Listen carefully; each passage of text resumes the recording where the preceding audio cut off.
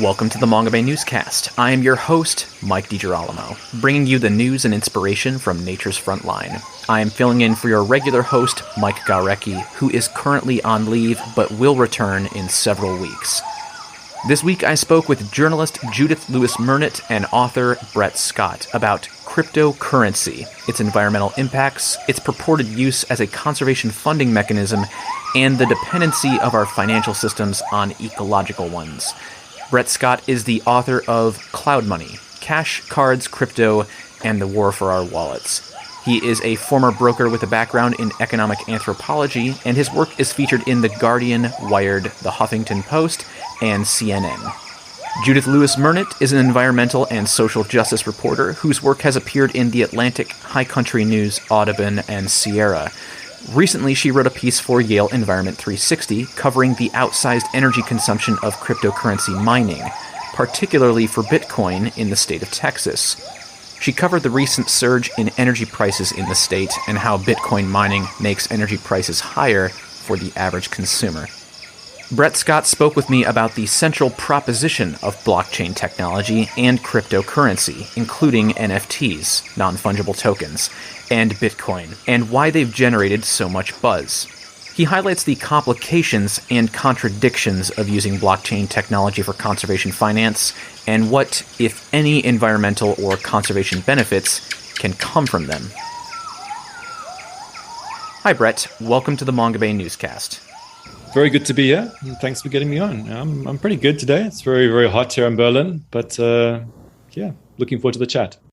There's a quote in your book: "High finance feels ever-present and yet ever-divorced from our lives, but the complex networks of finance can always, in the end, be traced back to our bodies and to the earth." Can you elaborate on this?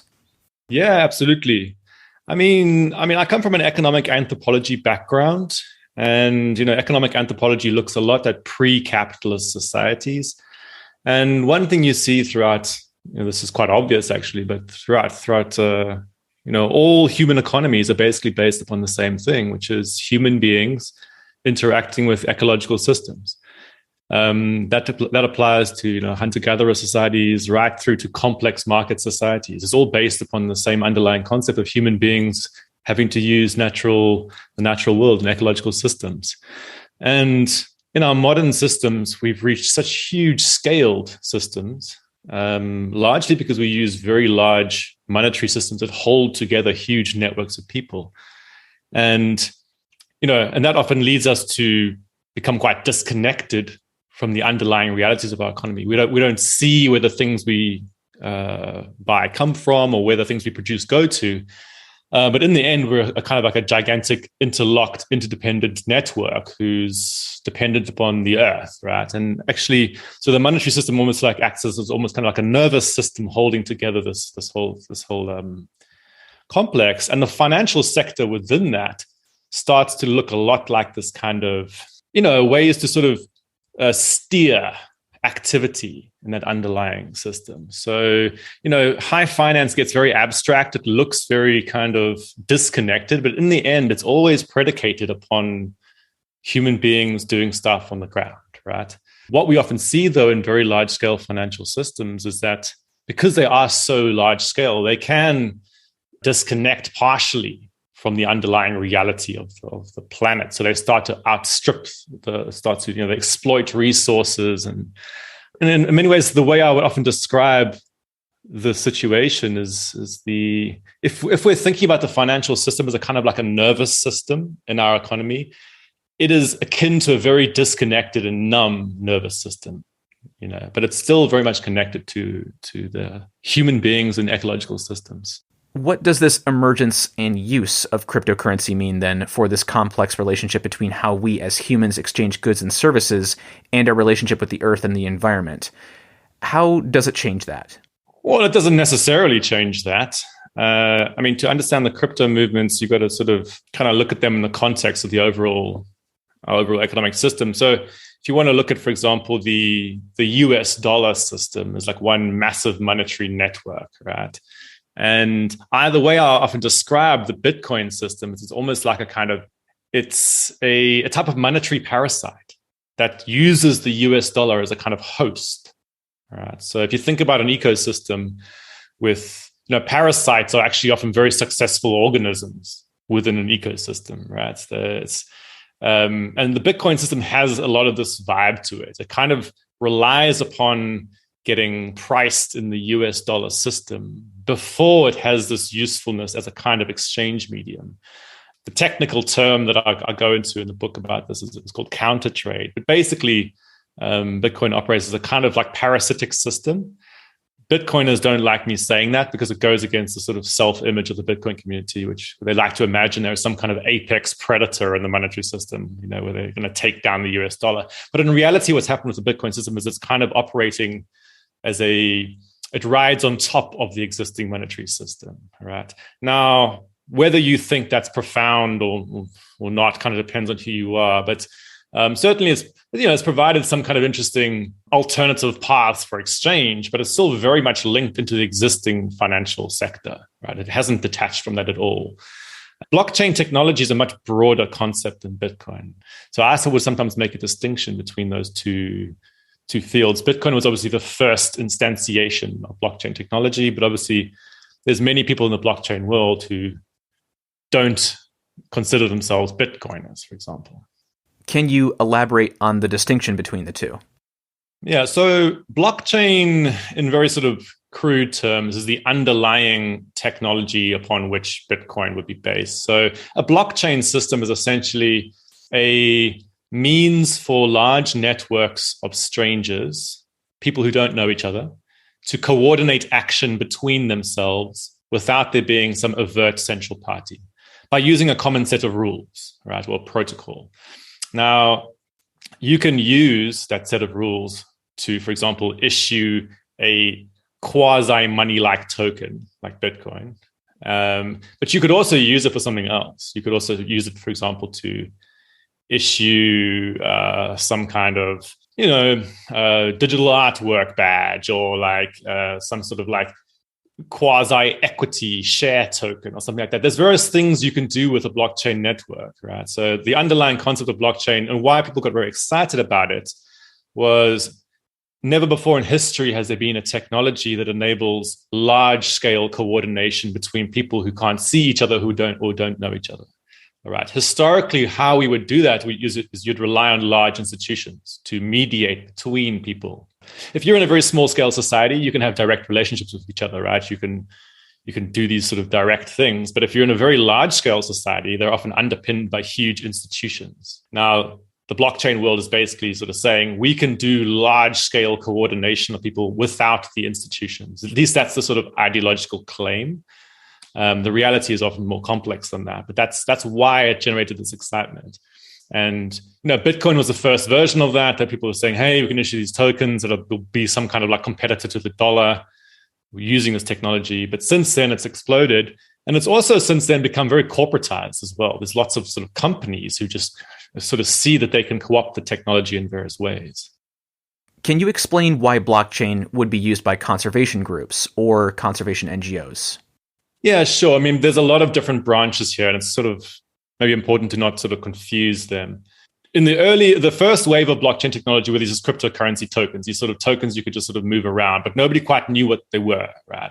Around sort of 2014, 2015, 2016, you started to get the sort of blockchain 2.0 community, who people saying, okay, we have some technology that can issue tokens, but what do these tokens actually mean in the real world? How can we connect them to things in the world? And, in a way you might think of it, if you sort of think about the first wave, imagine like a piece of card with nothing on it, all right? That's a very blank object, right? Imagine that implemented in digital form. You can create a blank digital object that you can move around. That's a very much like a traditional cryptocurrency. But if, for example, you now print something onto that saying, hey, this will give you access to a concert, that's now a ticket, right? A concert ticket is a kind of a sort of a token that gives you specific access to something. So in the sort of second wave crypto community, they're thinking, hey, can we make these sort of access tokens that will enable you to get particular things in the world and so on? So there's this trying to sort of make more sophisticated styles of tokens and to also automate their movement around became part of what the sort of second wave crypto world was all about.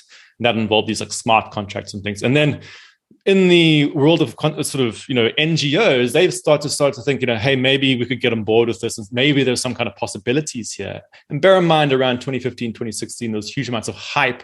And if you were in an institution, if you were the director of some institution, you didn't want to be seen to be behind the times by, not sort of having these talking points about blockchain. So there's all this like quite ridiculous stuff being put out about, various climate change groups saying, well, we're currently experimenting with it and how it might do X, Y, and Z. And very, very few of those use cases ever have actually come to pass. But there was a moment where suddenly everyone was interested in this technology.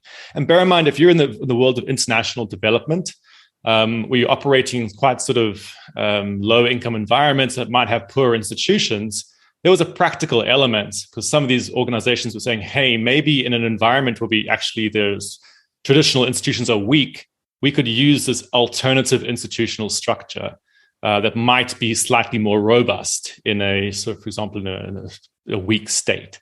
So there was lots of these kind of international NGOs sort of thinking about it, but really it didn't ever do that much. More recently, though, there's been the whole NFT boom, which is essentially a totally different thing. It's just like tokens that you might think of them as badges, limited edition badges that you can sell for money. And that's a fundraising technique. You can just sell these things to raise money for something. So there's been a whole bunch of hype about that. You kind of separate out the sort of playing with speculative markets to make money for XYZ project versus, trying to build an entire alternative architecture for, say, like global aid financing or something like that, right?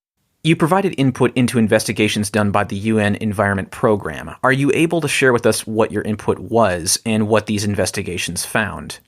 Yeah, I mean, the UNEP was looking a lot at these kind of questions around, digital finance more generally. So blockchain was seen as one potential instantiation of digital finance, right? So there's a much broader world around that. And UNEP was intrigued by, can digitization somehow help environmental stuff? And, you can kind of imagine the types of themes that pop up. I mean, one of them, for example, is around transparency.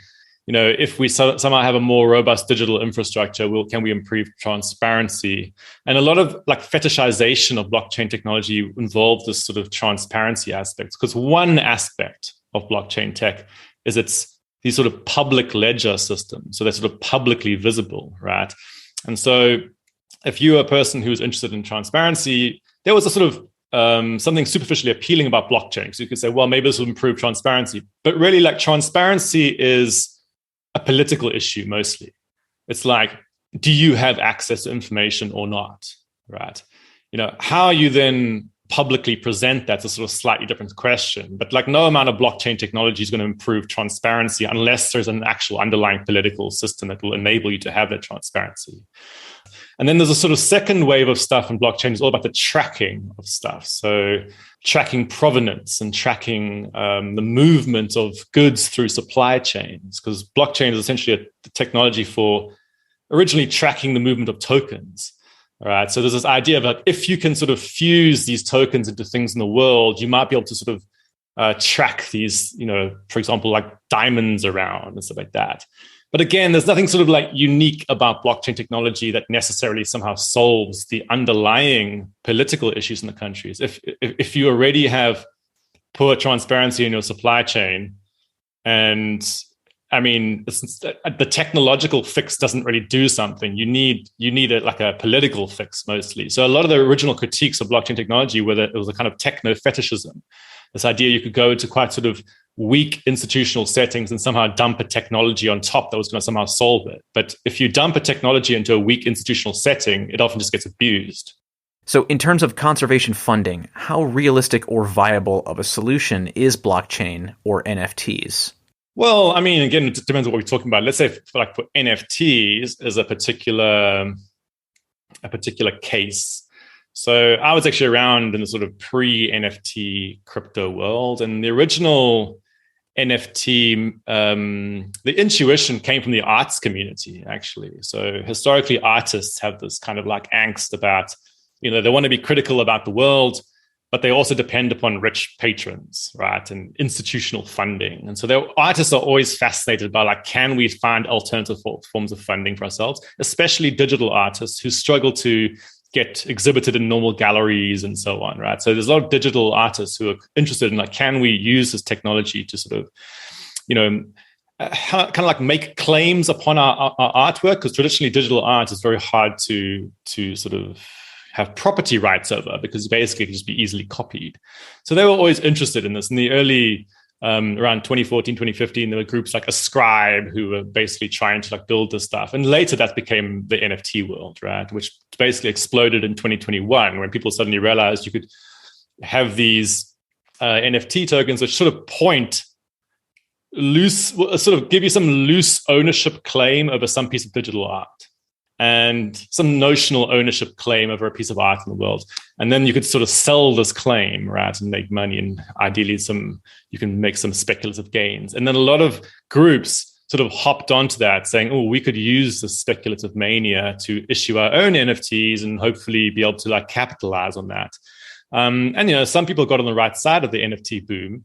But of course, if you're hitching your wagon to speculative markets, it's a very unstable path, right? It's very fickle, it's very short term, it's very volatile. So even as we speak, the NFT market's in the midst of being collapsing, right? So in 5 years' time, it might be seen as something really cringe, right? But at least for a few months, it looked like, okay, this could be potentially some interesting way to raise money. But bear in mind, in global capitalist systems, people's attention is, especially in speculative markets, is short and fickle, right? And it's constantly going up and down. So I personally wouldn't want to hitch my future funding streams to the selling of limited edition NFTs of particular, like, creatures, for example, which is what some conservation groups try to do.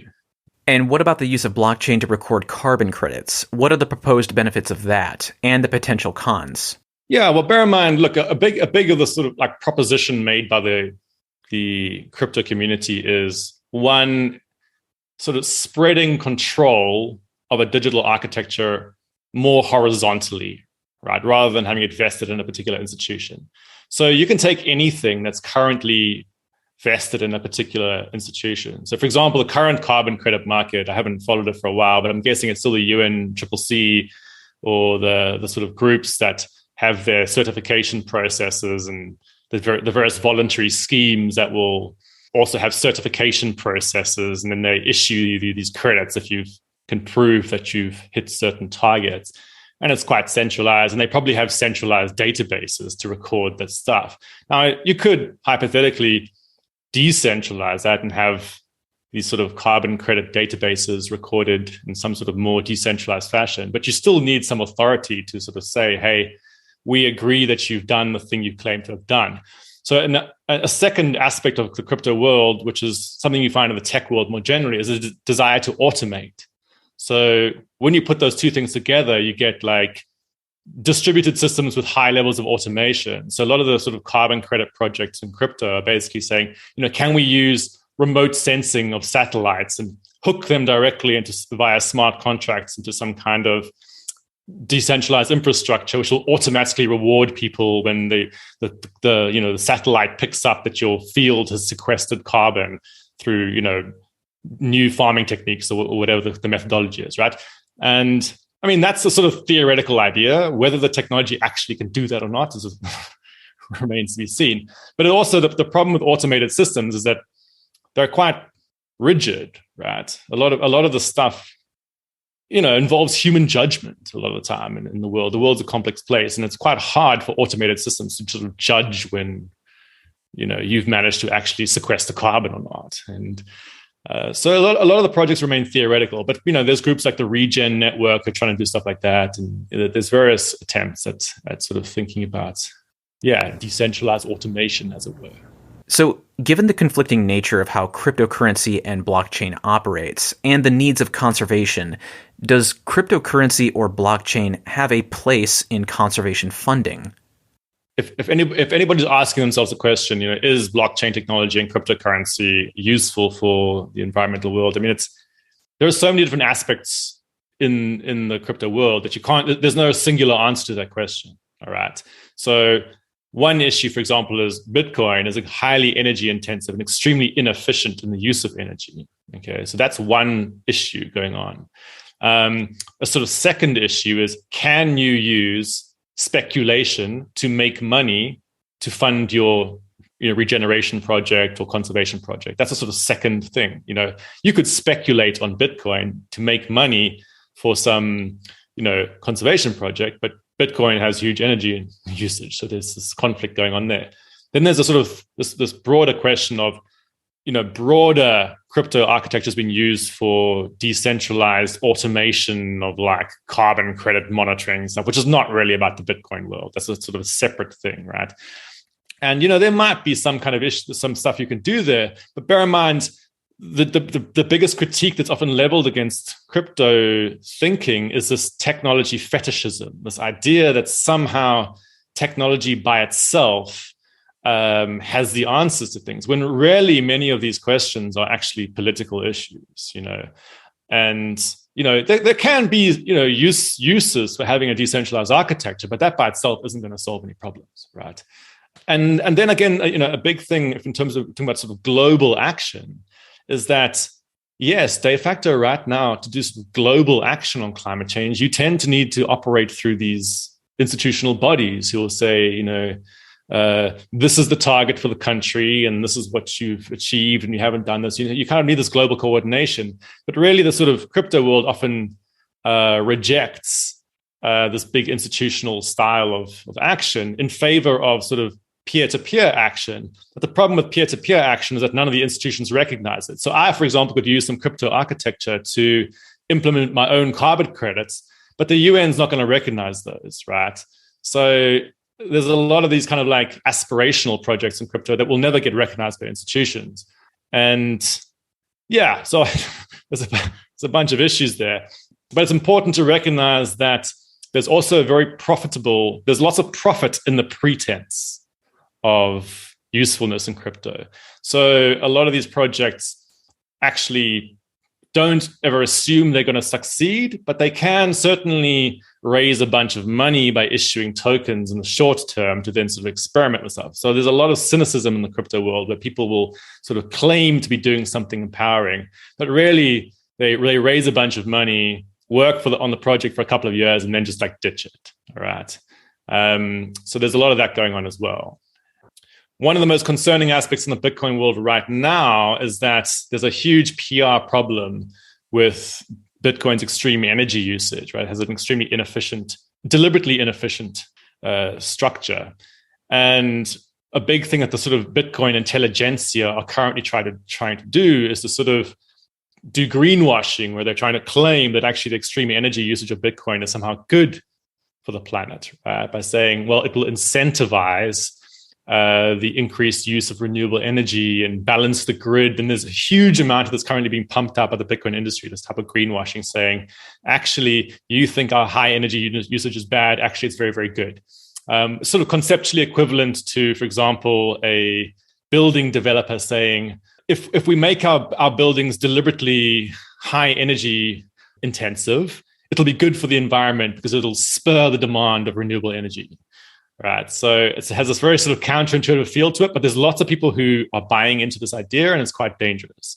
And it's very, very cynical in the Bitcoin community because the sort of primary drive there is to push up the price constantly. So one of the biggest threats to Bitcoin right now is public outrage about the energy expenditure. So they have to do this PR greenwashing back now. What about blockchain have I not covered that you think would be interesting for people to know about?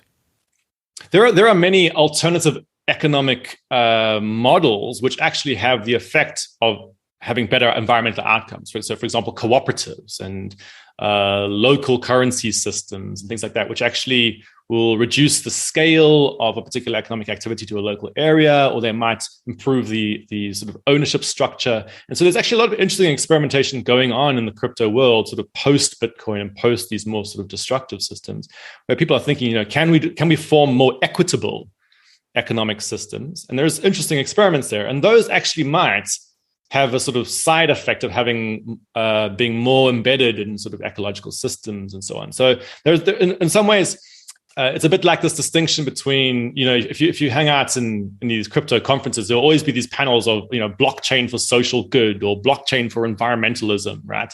And these are very explicitly geared towards thinking about these issues as quite sort of, you're building specifically to solve these sort of social problems. But actually the most interesting stuff in crypto is about, can you improve, can you create worker cooperatives? Things like that. Because a worker cooperative actually can have the effect of, in the long run, increasing people's stake in the economic system such that they might actually be more incentivized to behave in a pro-environmental way, or, for example, reducing the scale so that you're actually more aware of the environmental impacts. I think some of the most interesting stuff is actually not explicitly marketed as being environmental. Let's put it that way. The environmental impact of cryptocurrency varies depending on which type, and it gets rather complex. So I spoke to journalist Judith Lewis Mernit about her piece in Yale Environment 360 concerning the energy consumption of Bitcoin, which comes from the highly energy-intensive mining process. Judith, welcome to the Mongabay Newscast. Thank you. Nice to be here. Can you briefly explain first what Bitcoin mining is and how it's accomplished? So Bitcoin is described as a peer-to-peer financial transaction network. So you skip the bank, you skip the middleman. You don't have to go through PayPal. You don't have to go through Venmo, anything like that. You're just exchanging currency with other people. So it was set up to be this really egalitarian way of generating money and paying people for things. It is Bitcoin and most other I wouldn't say most other cryptocurrencies, but the ones that are really prominent are based on this proof of work technology. So what it means to mine Bitcoin is to come up with the right number that gets logged on this ledger. It's like an open source ledger in the cloud. And if you guess the right number that's set by a predetermined algorithm, if you guess the right number, then you get the reward right now is 6.2 Bitcoin, which is worth about $24,000. It's a lot of computing power that is aimed at guessing this number. Alex DeVries of Digiconomist estimated it at 200 quintillion guesses per second. And one computer in the whole global network gets it right every 10 minutes. So it's a lot of computing power to get it this one number. And it's a little bit more complicated than that, but not a lot. They try to describe it in a way that seems kind of mysterious, but really it's this massive computer-generated guessing game. And that's what gets you Bitcoin. It's proof of work, proof that your computer has done all this work to generate 6.2 Bitcoin. And that's not the only way crypto can be mined. There's other technologies, but this is the one that's generating the most crypto right now, and it's very energy intensive. So how much energy does this take? So there's lots of ways to compare how much there's these apples and oranges comparisons, like you're comparing it to an entire country, right? And that goes up and down depending on how well Bitcoin is doing, right? So you can sort of gauge how the Bitcoin market is doing by looking at some of the indexes that other people have set up for measuring how much energy Bitcoin is using. It changes all the time. So when I started writing a story about it, according to Cambridge Bitcoin's electricity consumption indexes, I really like this tea kettle comparison. Bitcoin was using enough energy to power all the tea kettles in the UK for 27 years. Then it went down to 26 years. I think today it's 18 years, so it shows you how much the market has slumped. Another really good index is Alex DeVries' Bitcoin Energy Consumption Index, which is at Digiconomist, which actually goes into the carbon footprint and other metrics like electronic waste but even in the downturn, it's still using a lot of energy. And I think it's difficult to kind of wrap your mind around it. What Alex DeVries does is compare it to the banking industry, right? Or a Google search. Like one Bitcoin transaction uses about 2,000 times more than one banking transaction or one Google search. But it changes all the time, so it's kind of hard to wrap your mind around it. It's sort of this constantly shifting thing. And it depends on how well Bitcoin is doing, because if it's not profitable to mine it, if the energy costs are too high, then people stop mining, right? Then it goes down. But when Bitcoin was in its boom times a few months ago, I think one of the metrics was that it was using as much energy as the entire country of Argentina. Like I said, that's kind of an apples to oranges comparison. There are probably better ways to break it down, but it's a lot. One official in Montana described it as a grotesque amount of energy when there was a Bitcoin mining operation there called Hyperblock that eventually shut down because they started imposing rules for its operation. But it's a lot. Can you explain how cryptocurrency mining drives up energy costs for everyone else? As I recall in your piece, electricity prices are up 70% in Texas over last year. So in Texas, certain Bitcoin companies, such as Riot Blockchain, that's mining Bitcoin in Rockdale, and also is starting up in Corsicana, which is what I wrote about. They have struck deals with the energy companies, with the utilities, to lock in a certain rate of electricity. So Riot has secured 2.5 cent kilowatt hour electricity rate. I don't know how that compares nationally. I know my electricity rate is closer to 14 cents per kilowatt hour. I think the average on the Texas grid, which is its own specific contained grid, right? The Electric Reliability Council of Texas, the average on ERCOT's grid is about 12 to 13 kilowatt hours. So Riot is getting their electricity at 2.5 cents per kilowatt hour. Now, if they shut down, as they have promised to in times like last year during Winter Storm Uri, when people were literally freezing to death in their homes for want of electricity, they get reimbursed for that power. They get credits for the power that they didn't use. It's a program called Demand Response that they kind of act like it's new, but it exists all over the country. So if you stop using power at certain times of the day when power is scarce, when electricity is scarce and the price has gone up, then you get reimbursed for the electricity you didn't use. Now, what Riot Blockchain's people told me was that they were just getting credits toward future electricity bills. What they tell their shareholders is they're actually profiting quite a bit, that they made $9.5 million in power credits this summer during the heat wave, because there's been 52 days of triple-digit temperatures in a row. And, they say that they're stabilizing the grid. And that might be to some extent true, but they're also driving power costs up because they're being paid at a premium rate. They're actually selling power back to the utility at a premium rate, at a rate higher than they're paying for it, and making a profit on that money. And in some cases, I think, this year when Bitcoin has really gone down, they've made more money selling power back to the utility than they actually have made mining Bitcoin. So if I'm selling you power for 2.5 cents a kilowatt hour, and then the price goes up to sometimes $100 per kilowatt hour in a very stressed time, like during Winter Storm Uri in Texas, the price shot up to like $900 a kilowatt, $900 kilowatt hour. And I'm paying you the market price for that. That money's got to come from somewhere. So someone's got to pay that money, right? So it gets passed on to the other ratepayers. The other ratepayers are basically paying Riot Blockchain or paying the person who's getting the credits for power. So that money's got to come from somewhere, and it drives the whole electricity price up. Part of the reason it's really hard is because they try to make it hard.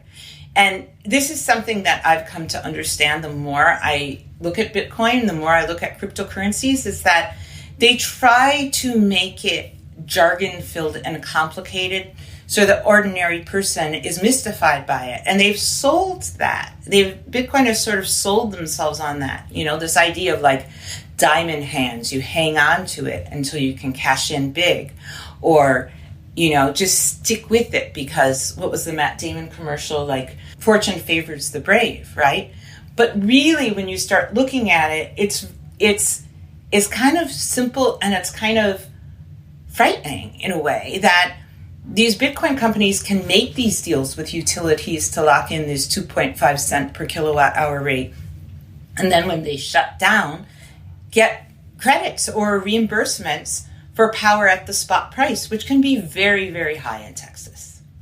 And when you say Bitcoin companies, are you also referring to cryptocurrency companies in general? I'm saying cryptocurrency companies. Most of them right now, in the ones I'm talking about in Texas, are Bitcoin. The next most popular currency is Ethereum, which also uses proof of work, but is planning to move to a different, less energy intensive kind of technology.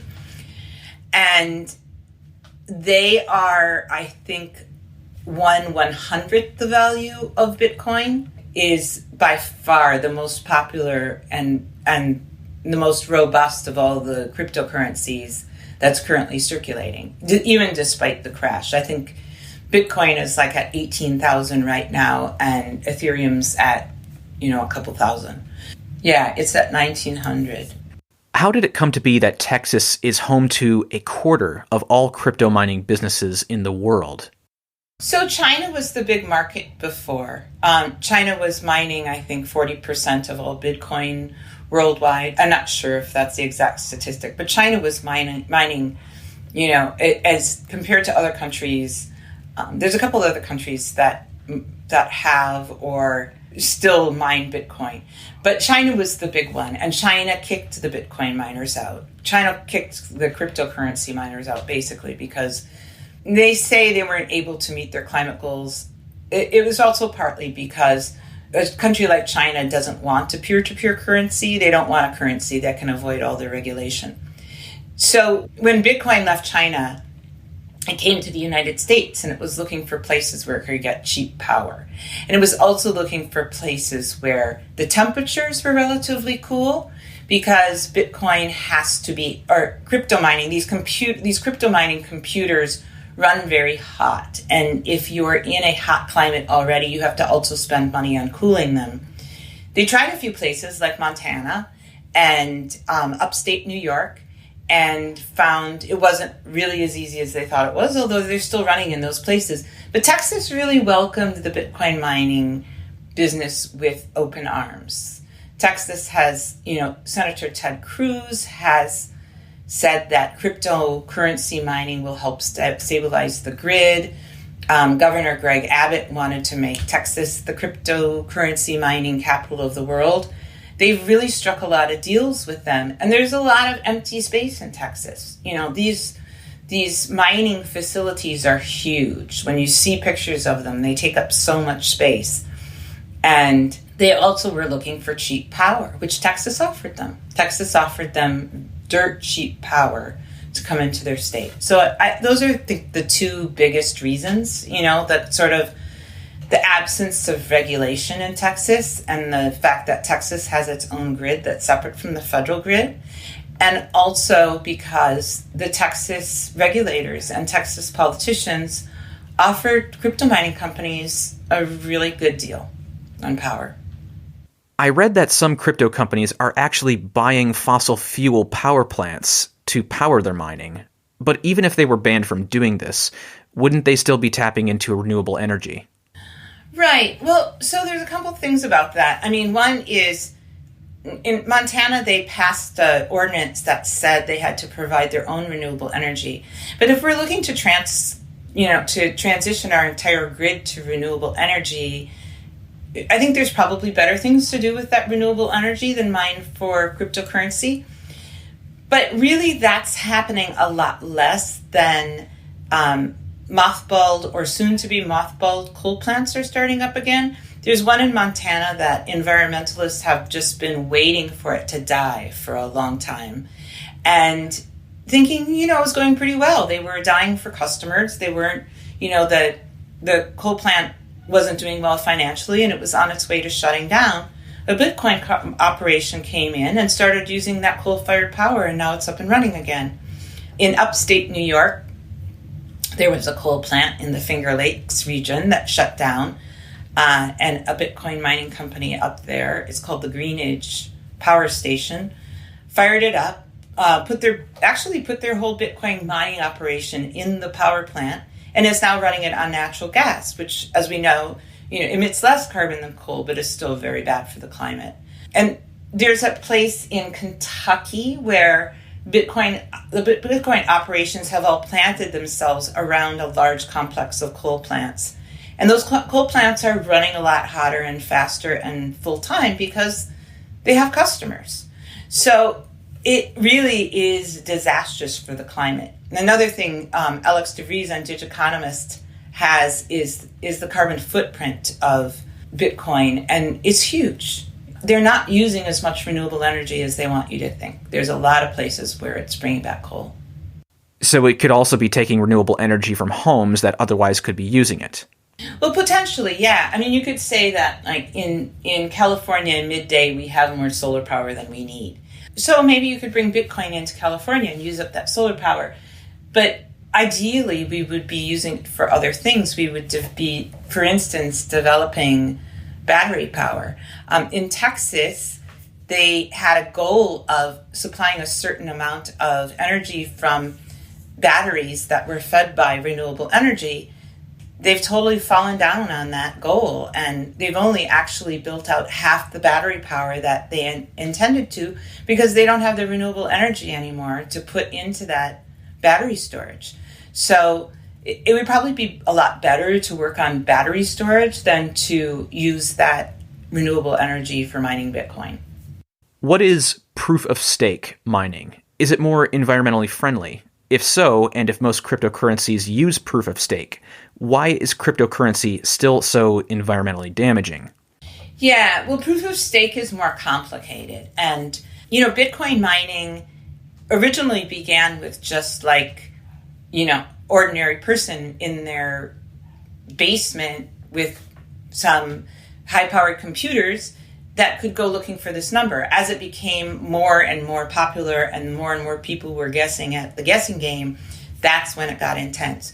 Proof of stake is more complicated in that it requires, and probably less egalitarian too, proof of stake requires that you put down a stake, that you invest something in the integrity of the technology.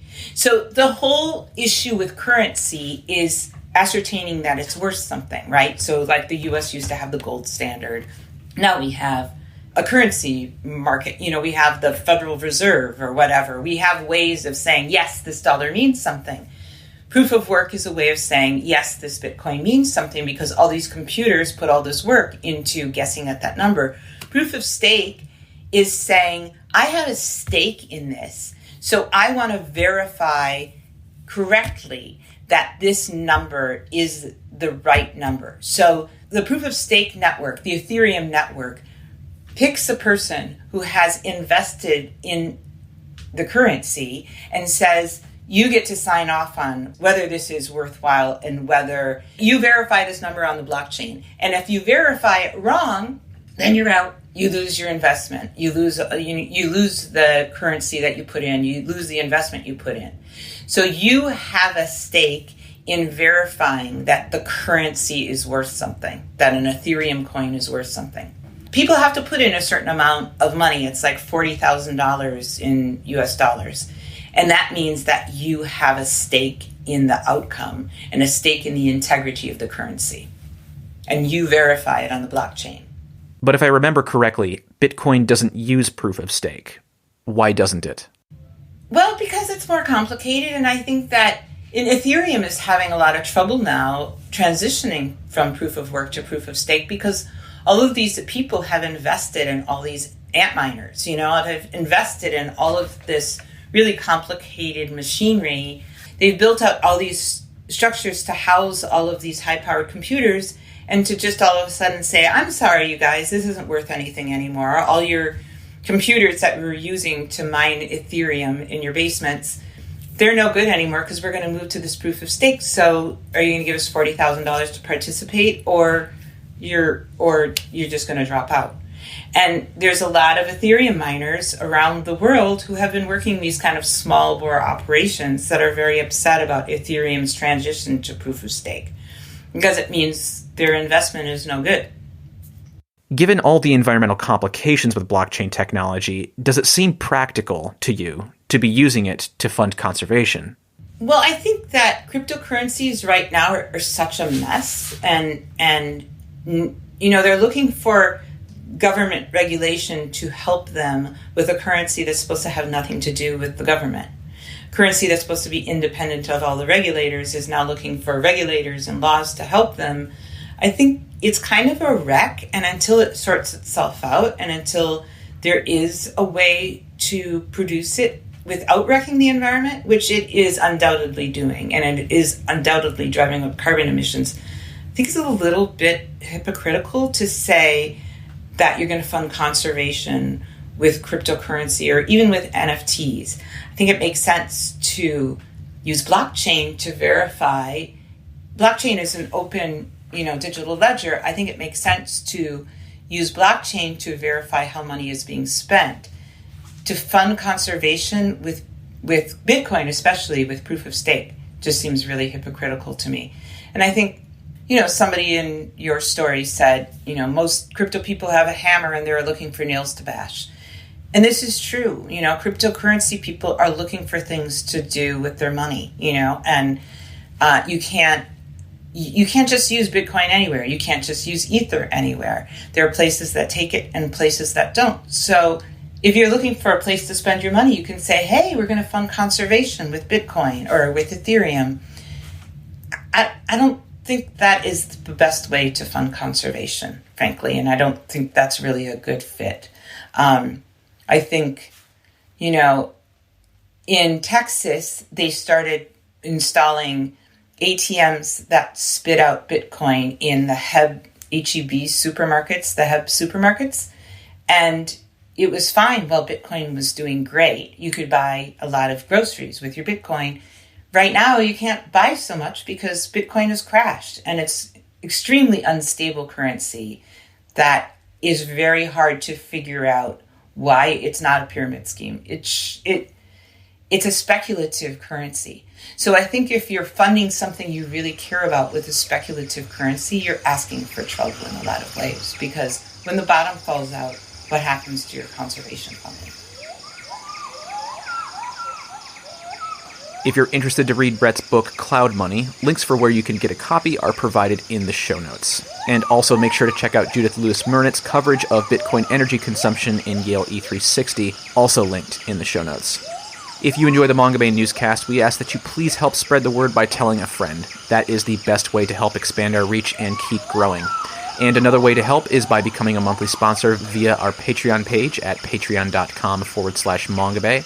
We are a non-profit news outlet, and just $1 per month will really help us offset the production costs and hosting fees. So if you're a fan of our audio reports from Nature's Frontline, head to patreon.com/Mongabay to learn more and support the Mongabay Newscast. That's patreon.com/Mongabay. You and your friends can join the listeners who have downloaded the Mongabay Newscast nearly 500,000 times by subscribing to this podcast wherever you get your podcasts from, or you can download our app for Apple and Android devices. Just search either App Store for the Mongabay Newscast app to gain fingertip access to new shows and all our previous episodes. And of course, you can read all of our news and inspiration from Nature's Frontline at mongabay.com. Or if you prefer to keep up with us on social media, follow us at facebook.com/Mongabay or on Twitter, Instagram, and TikTok, where our handle is at Mongabay on all 3 platforms. Thanks, as always, for listening to the Mongabay Newscast. I am your interim host, Mike DiGirolamo. I'll see you next time.